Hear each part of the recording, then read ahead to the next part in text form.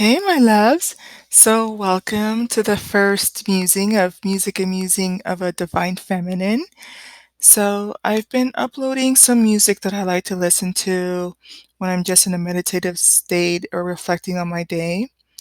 And I decided it would be important for me to also just share the day to day thoughts of what's going on in my mind as a divine feminine.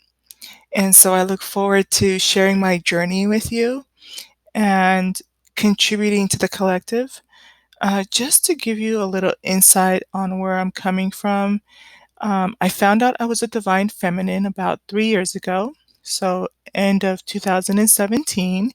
And like a lot of us on this journey, I assumed that the person I was with was my divine masculine. And so it wasn't until 3 years, 3.5 years later, just this recent September, that I had a tower moment. And the way, of course, that happened is um, when it's time for things to end, Divine Source will let you know. And I was, I think, more importantly, open to it and seeking it as opposed to being blind or kind of trusting my own judgment as opposed to my own intuition, if that kind of makes sense.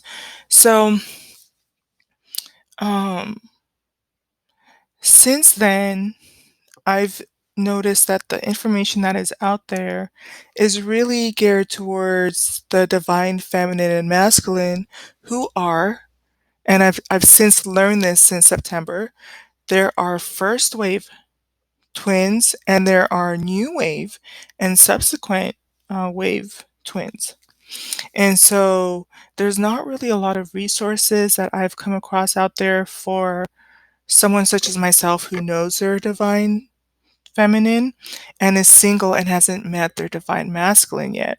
So I just wanted to kind of share some of the ups and downs of the journeys. There will probably be some days where I come on here and I'm just like, you know what?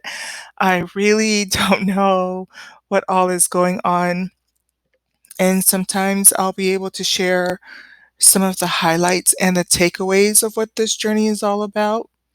I think two of the things that I want to leave for this first segment is one, knowing where you are on the journey. So, like I mentioned, one of the most important things I've learned within the last 3 months in my search um, to figure out what's going on with me is that there are waves. And so, um, it's just as important as you comparing yourself as a first grader to a fifth grader or somebody in high school, right? So once you're aware that there's first wave twins and there's new wave twins, then you can kind of start to gauge where you are in the journey and what it is that you need to do. So what's happening is a lot of us right now are kind of seeing the first wave divine masculines and divine feminines stepping into their power. They're trailblazing, they're doing the shadow work, the inner work. They're going into union. And I'm looking forward to one of the next podcasts. I'm going to be talking about how I know for a fact the divine masculines in the first wave are getting ready to knock the ball out of the park. Um, the second thing is that with the new waves that are coming in, right? Those of us who have been sitting at the feet of those ahead of us and taking everything in and taking notes as we should have, is that, believe it or not, when things take off, we're going to be moving at a much faster pace. I think we're going to be pushing further out. And regardless if it's the first wave or the new wave, the divine masculines are always going to supersede the divine feminine.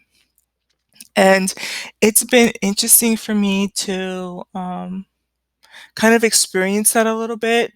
I've had the opportunity to talk to a couple of masculines, um, not necessarily mine, but because of this path, it's been really cool. I've come across a couple of masculines, and they have their stuff together. And I can tell you, it can feel a little uncomfortable if you've been kind of slacking off or kind of just been moping.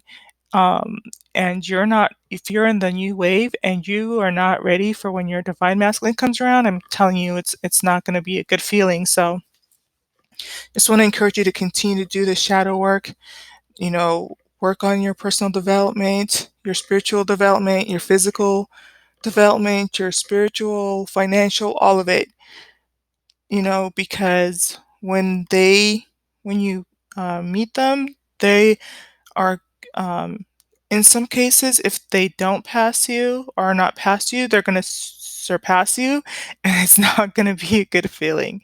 Um, and you'll get through the process, but mm, so yeah, I think it's things like finding out that there's first wave and second wave that really kind of helped me kind of get back into an even keel in terms of where I fall and not being as frustrated as a single divine feminine who hasn't met her masculine yet. And then the second thing is that, um, as a divine feminine, it's going to be important to recognize that we have responsibilities. And I'm just going to be blunt and say it's really not about you at this point. You signed up for this journey, but it's your responsibility to be a light worker. And I think up until this point, a lot of us that are in the new wave will have been doing our shadow work, getting into the nitty gritty of balancing our emotions, using more logic, learning to manifest, being healthy, right? Um, and so I think that we're in a unique niche because we are, I think, if you're like me, getting ready to go into 2021, just really ready to get into union with whoever this ascension partner is supposed to be, right? And so that means that we're going to be crossing paths with a lot of masculines. And I think that it's going to be important for us to be responsible with those exchanges, right? Just bear in mind that a lot of the masculines that are out there are broken. And that's why we see the toxicity in the karmics, because hurt people hurt people. And so Um, I've been kind of on and off. This is my second or third time recording this, but I will say, like, one of the last exchanges I had, it was me really stepping out of the selfishness of wanting to push for a relationship and white picket fence with the kids and stepping into union and stepping back and saying, you know what? Divine Source allowed this person to come into my path because as feminines, we're able to get into those deep, dark crevices and the vulnerabilities that other masculines cannot. And so it was to the point where it's like when you're communicating with anyone, really, you're learning to balance how to be loving and not necessarily sacrificing, right? But expressing your boundaries and pouring into them and helping them to see that there is something way bigger than just the day-to-day life and that they have a mission, right? So I think that's kind of what's the overarching theme of what made me decide to kind of add a voice behind the music. So I look forward to continuing to put the music up, and I hope that you're able to just sometimes when you need that quiet time to sit and reflect on your day. I hope that you enjoy the imagery and the sounds of the music. But I'm gonna just hop on here and just share my diary and share more of what's going on behind the scenes and see if there's ways I can add to the community. And